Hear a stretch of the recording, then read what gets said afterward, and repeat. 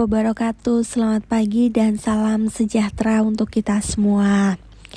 Anak-anakku, semoga kalian tetap dalam keadaan sehat dan juga senantiasa semangat dalam pembelajaran kali ini.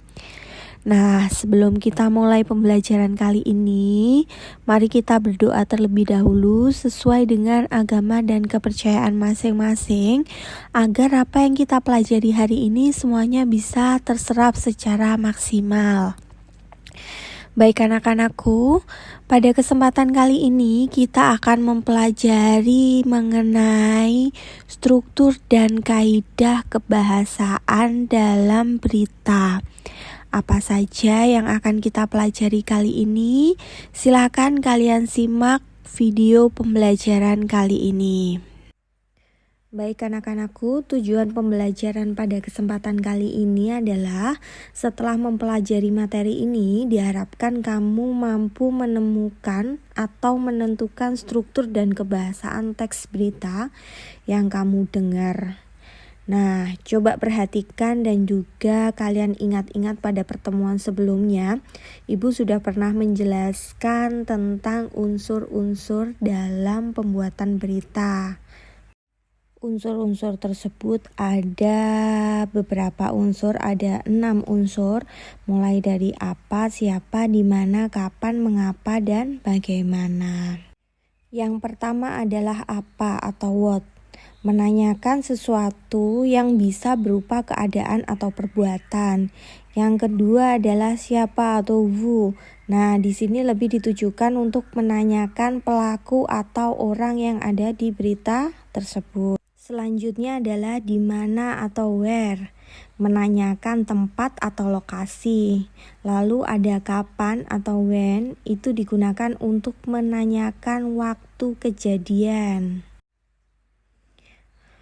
Terus ada mengapa, why. Nah, di sini digunakan untuk menanyakan alasan atau penyebab terjadinya peristiwa tersebut. Yang terakhir ada bagaimana atau who.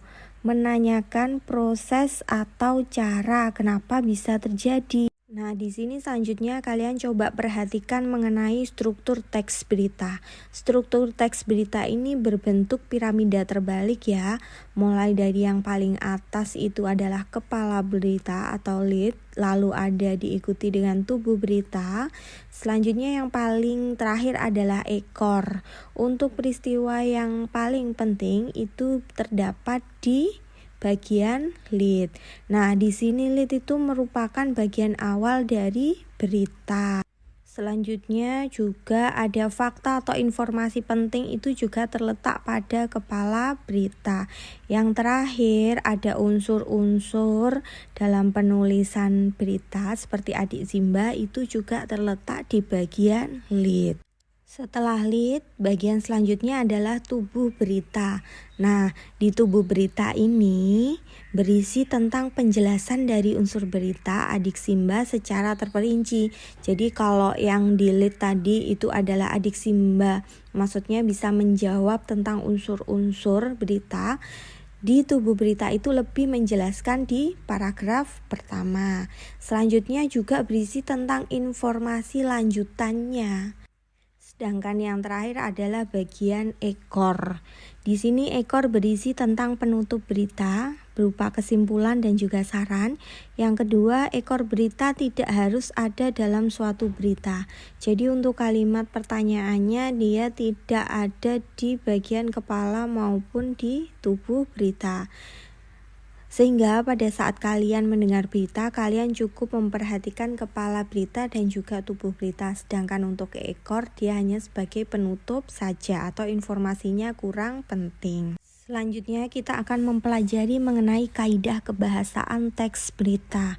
Yang pertama adalah penggunaan bahasanya bersifat standar atau baku.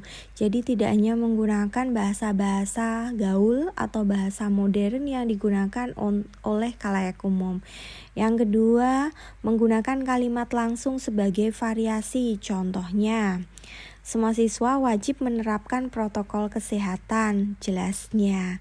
Sedangkan yang ketiga adalah penggunaan konjungsi bahwa yang berfungsi sebagai penerang kata yang diikutinya. Nah, di sini hal ini terkait dengan pengubahan bentuk kalimat langsung menjadi kalimat tidak langsung.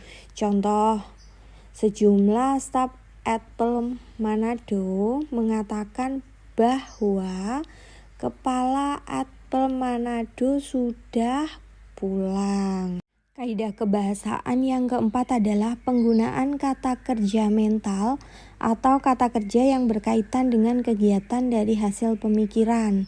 Nah, di sini kata-kata yang dimaksud antara lain seperti memikirkan, membayangkan, berasumsi, berpraduga, berkesimpulan, dan beranalogi. Yang kelima, ada penggunaan fungsi keterangan waktu dan tempat sebagai konsekuensi dari perlunya kelengkapan suatu berita yang mencangkup unsur kapan dan di mana.